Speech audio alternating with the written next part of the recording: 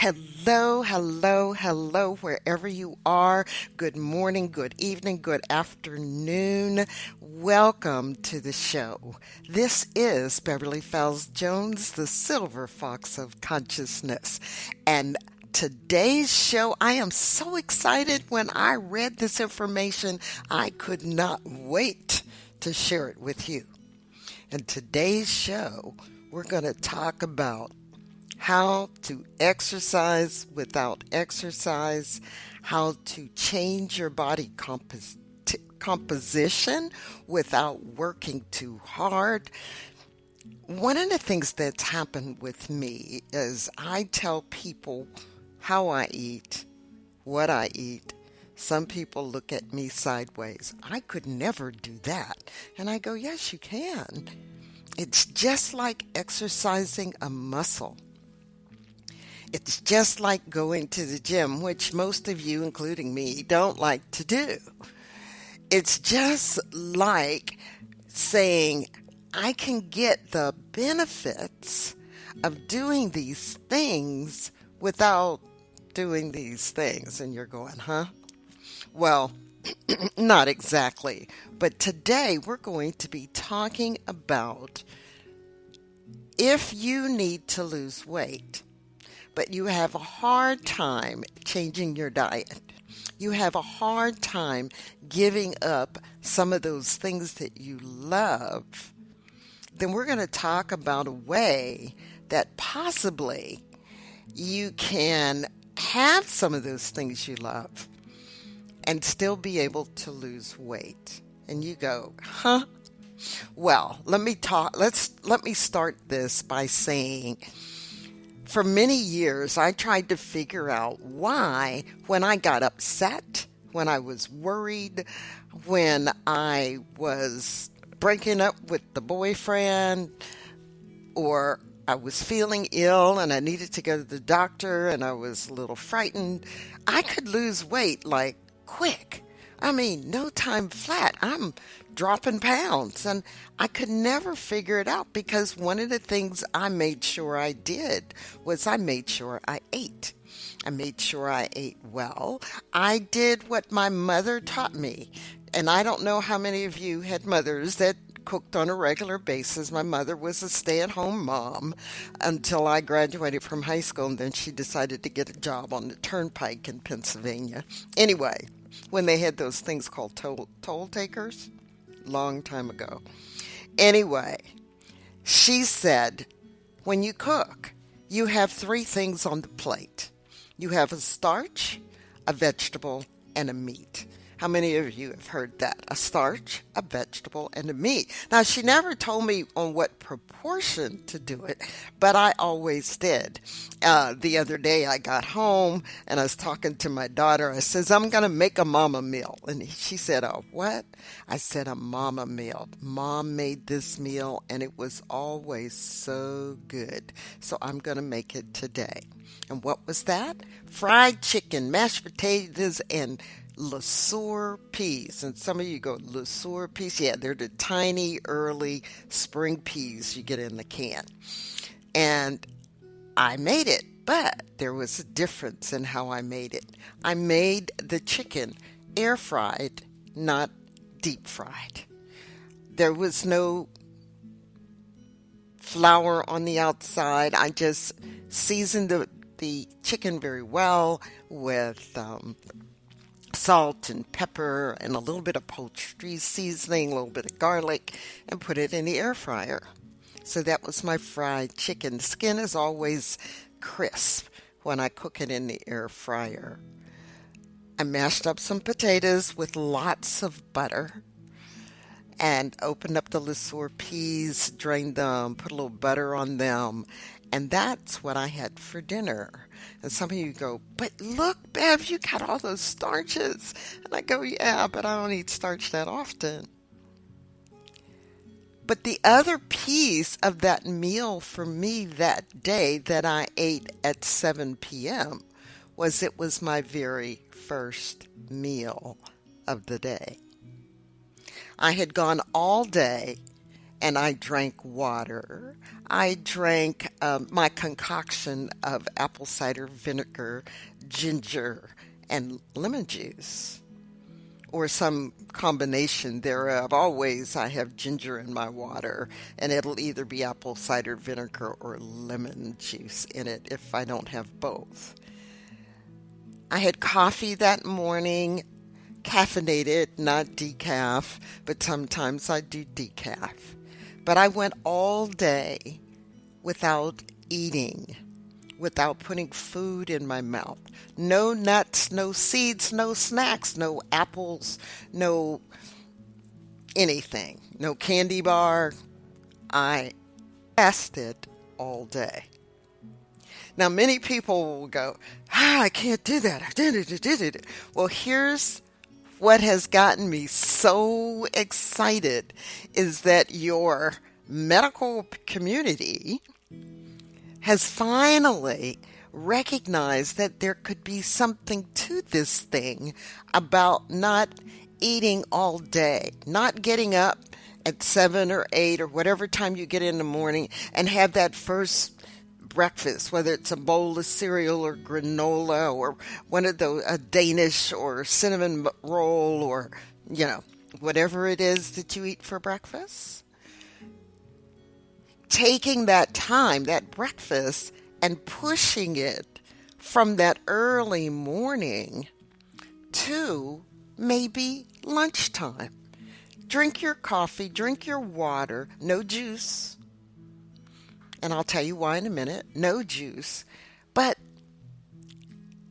stretching that time where you are burning the fat or burning the calories that you already have stored from your meal from the night before. Now, let me do this first. Got to do this. I am not a doctor. I'm not a nutritionist. I am not a health professional. I just study a lot. So therefore, you have to do your own research. Now, in the comments, not in the comments, but in the description for this particular podcast, I have the link to 2 locations. One is the study that I'm going to talk about with you in a few moments. And then the other one is the dietdoctor.com, which I absolutely love.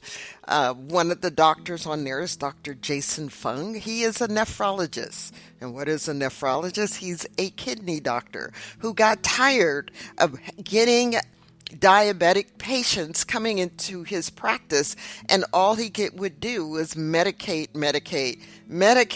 There was nothing he felt he could do. He would try to help them with their food, but he didn't know what to do.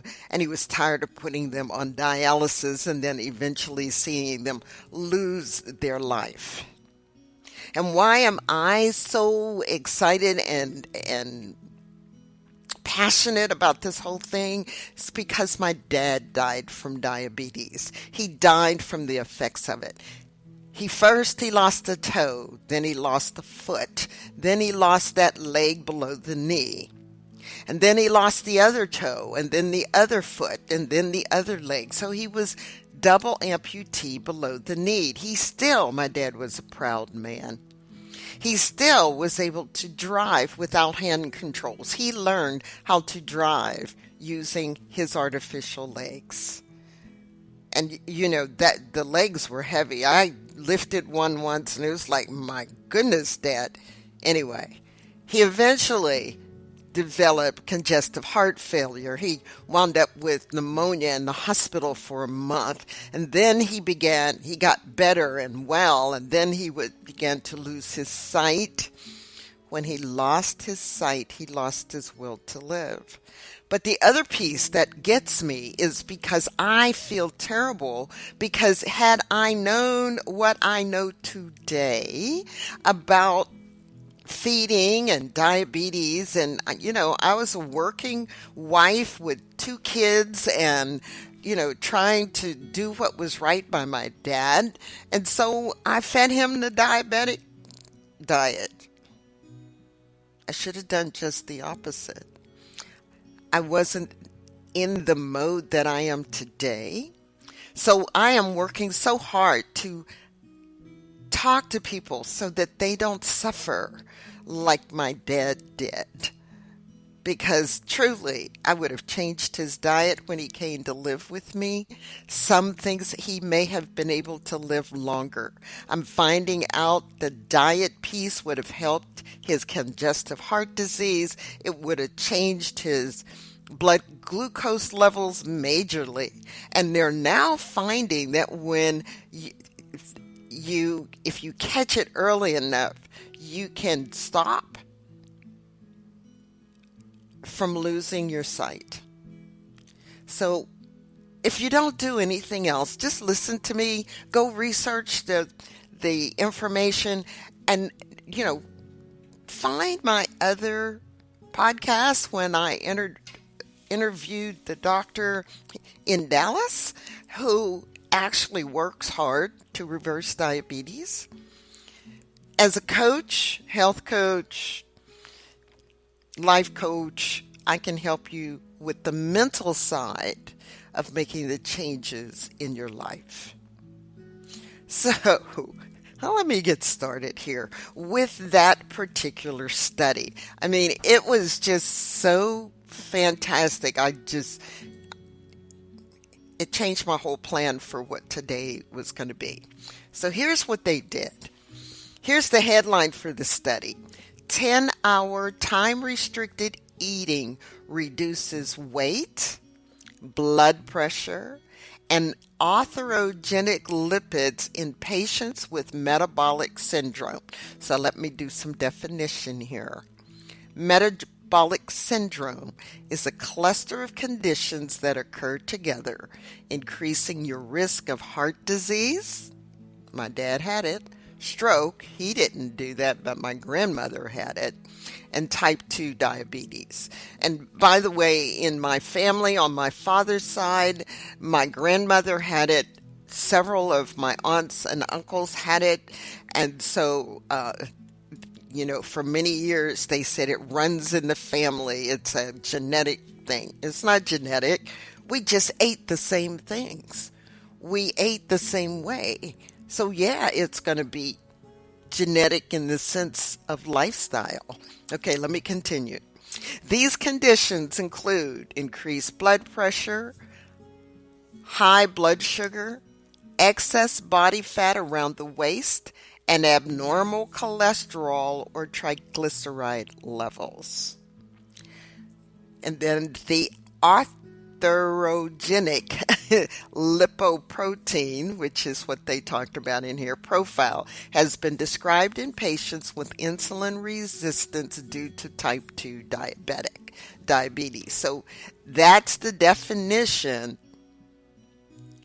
of the metabolic syndrome. So if you've got blood pressure, I had blood pressure problems. If you have insulin resistance, I can tell you that I was pre-diabetic. I'm no longer pre-diabetic because when I saw that, I said, I've got to do something. All right. So that's the report or the study. Now, here's the highlights that they got from that study. They did 10-hour time-restricted eating. And it said in metabolic syndrome patients, it promotes weight loss. So 10-hour time-restricted eating. So I told you that my first meal that day was after 6. Most times I try to be after 5 o'clock. Sometimes I'm hungry. I want to eat. But I work to maintain my fasting state until after 5 o'clock in the evening. I go for a time period between 18 and 22 hours of fasting. You go, what? Now, they said 10-hour time restricting. So that is a 14-hour fasting period, right? So 10 hours from 24 hours said 14 hours of fasting. So what does that mean to you? Well, if you eat your last meal at 8 p.m., from 8 p.m. to 8 a.m., is 12 hours. Most of that time, either you're watching television, take away the snacks, no snacking, and then you go to bed and you're sleeping, and some of you are 6 hours, some of you are 8, but you've got a time in there when you're sleeping or you're preparing for work or preparing for bed or you're doing things, right, that are not related to eating. So I recommend don't just sit and watch television, or you can read a book, but don't have a snack next to you because that's mindless eating when you're doing something and eating.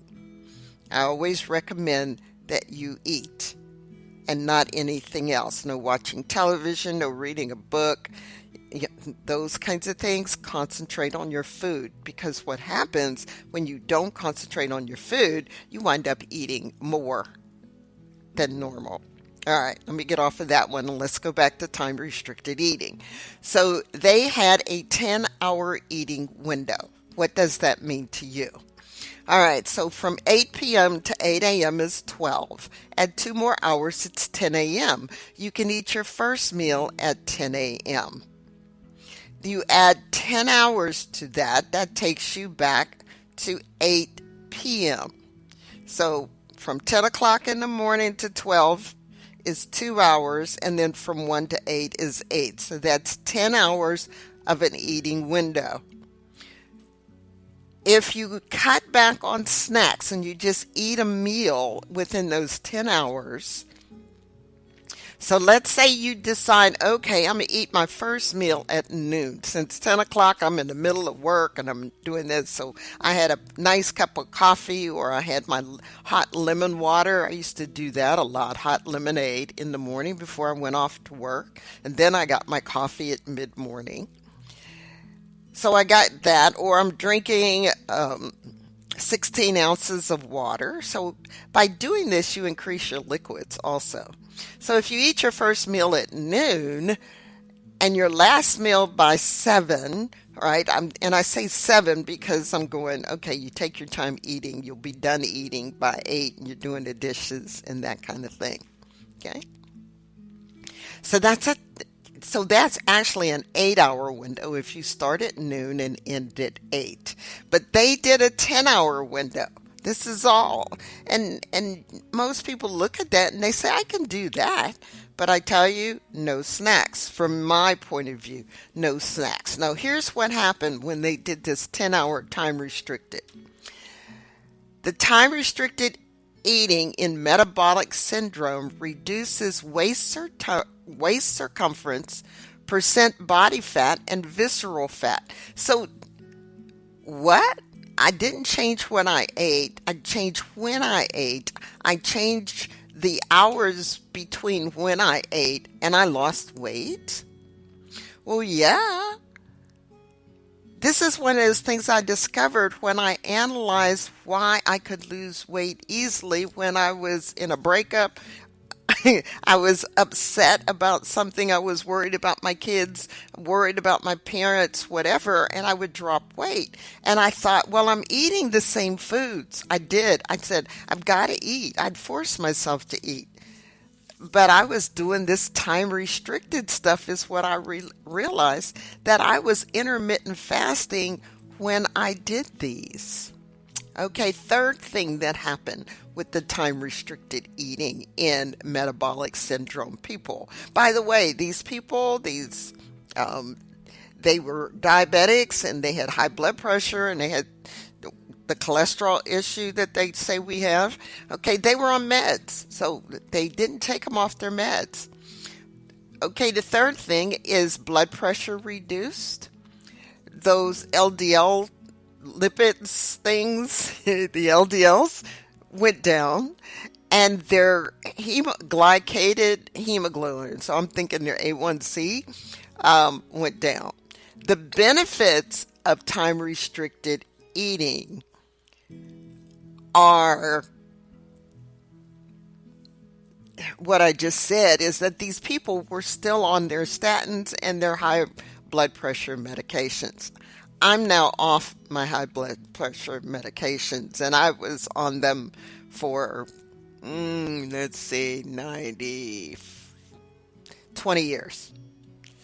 And I felt even then that really didn't have it, but I had to figure that out. So let me read the summary to you of this project. Right? So in animal models, time restricted feeding can prevent and reverse aspects of metabolic diseases. So they've known for a while that if you did time restricted eating in the rats and the mice and the animals they do testing on, that it would reverse metabolic diseases, type 2 diabetes. By the way, they also knew that people who did gastric bypass, the balloon, the lap band surgery, all of that, and it changed the way they ate because they were eating liquids and their diets changed. The diabetes went away. They've known in annals of medicine that diabetes is reversible. They just didn't associate it with being able to reverse it. Because the attitude in the medical community is that you will not change your lifestyle. Give me a pill. And that, unfortunately, that's what I'm finding out to be true too. Is most people say, give me a pill. Well, here's a pill you can take. Fast for 14 hours.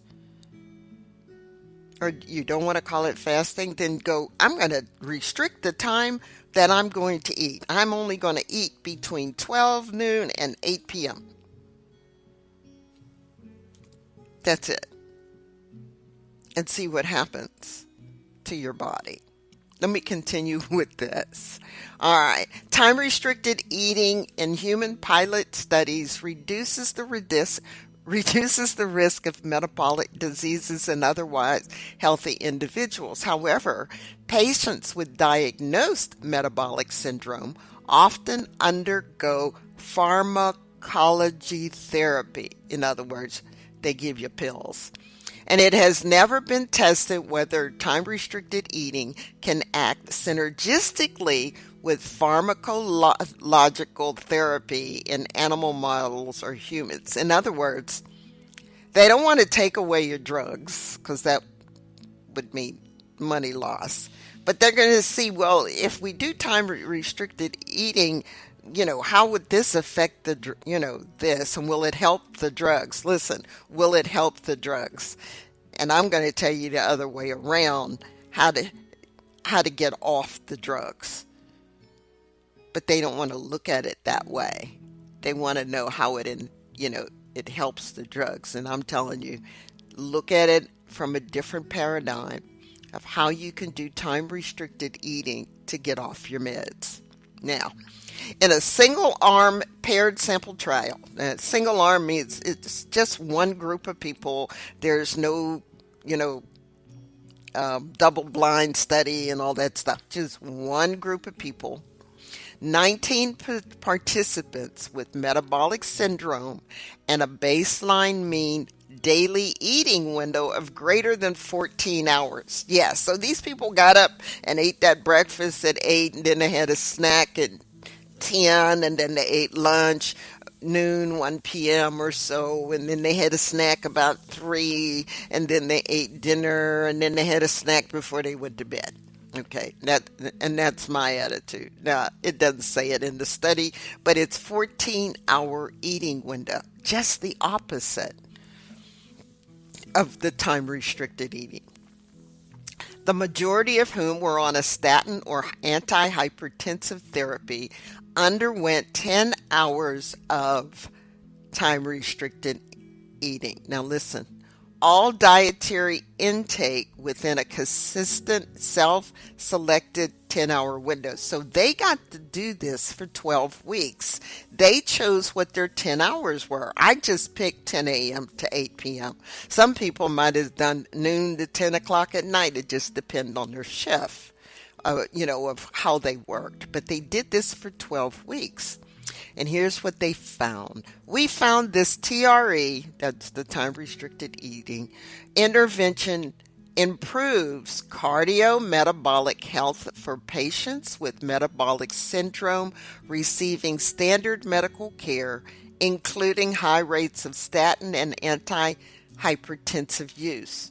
Time-restricted eating is a potentially powerful lifestyle intervention that can be added to, remember what I said, standard medical practice to treat metabolic syndrome. So in other words, they're looking at this in addition to filling you with medications. Now,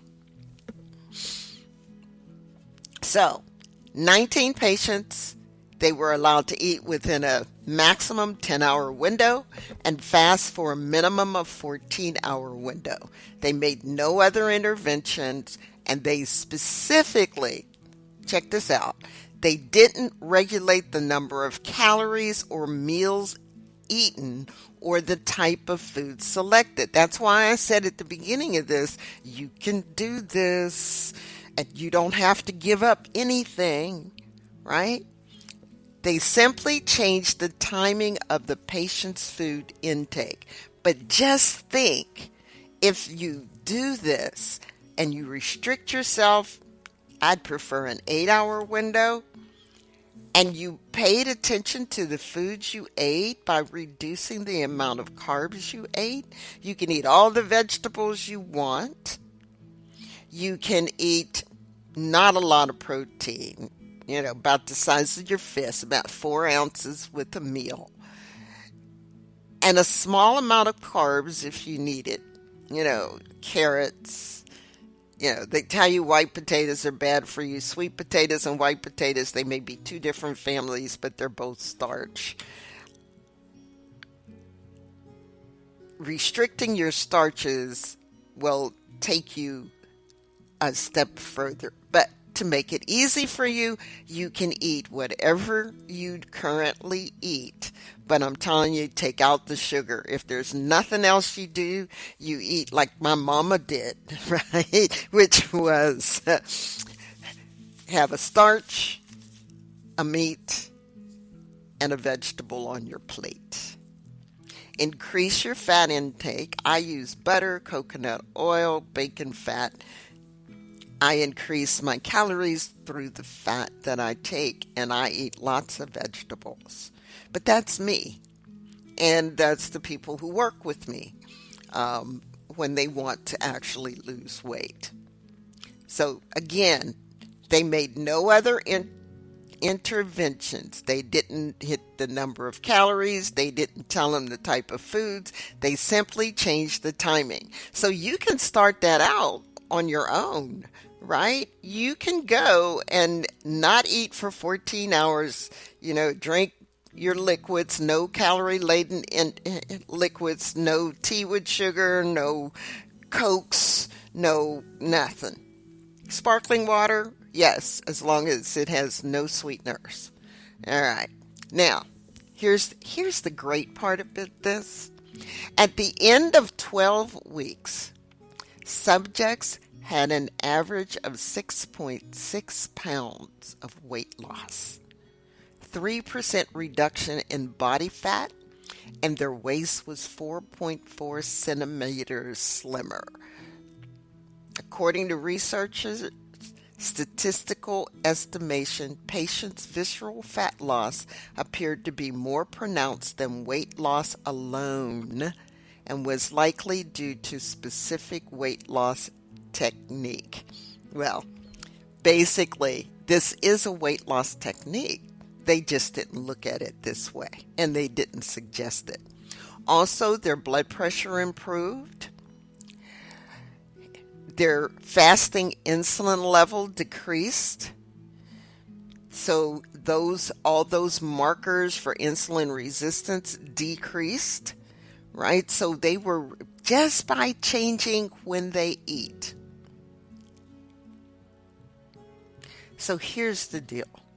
If these people included time-restricted eating in major medical guidelines, your doctor gets it, it would lend instant credibility and could help skeptical healthcare practitioners adopt it as part of their routine practice. I had a chef, and I was meeting my son for dinner at this really great restaurant in Dallas, and my daughter-in-law and a few other people, but I got there early and I was sitting at the bar and I looked at her. I said, "Well, I wasn't going to eat lunch. I was just going to pay attention and spend time with the family." I said, "But I'm going to break my fast early." And she said, "Well, what do you do?" I said, "Well, I normally don't eat till 5 or 6 o'clock." She said, "That's bad for you." I said, "What do you mean?" "Yeah, fasting will hurt you." I went, "No." And the ketogenic diet is no. She says, it, and she told me what school she went, culinary school she went to. Now, here's the deal. I am taking a class. I've gone back to college and I am taking a pastry arts class. Yes, carbs. But yeah, I just love carbs. I just restrict what I have. Anyway, and she was saying, I said, "You need to go back and look at the latest studies about the ketogenic diet and eating carbs and fasting. You will find that what you learned in school is wrong." Well, I had to get this book on professional cooking for my classes. And I read the section in which you believe that the guy wrote that ketosis or ketones, which is what is used to burn the fat on your body when you are fasting and you're not eating carbs, so you're not bringing in glucose, but you're bringing in fat. It said it was bad for your health and it could kill you. Well, that's an out and out lie. So I'm already prepared for that class when I get into the nutrition class, unless my professor is up to date. I will have in my possession a binder with all the latest studies on fasting, ketogenic diet. Keto is good for you. They put epileptic people on the ketogenic diet. People are reversing their diabetes by getting off the carbs, a whole bunch of things. And I've just gone off on a tangent. But anyway, the medical practice, when your doctor starts telling you you need to restrict when you eat. I'm not going to restrict what you eat, but I'm just going to say only eat within a 10-hour window.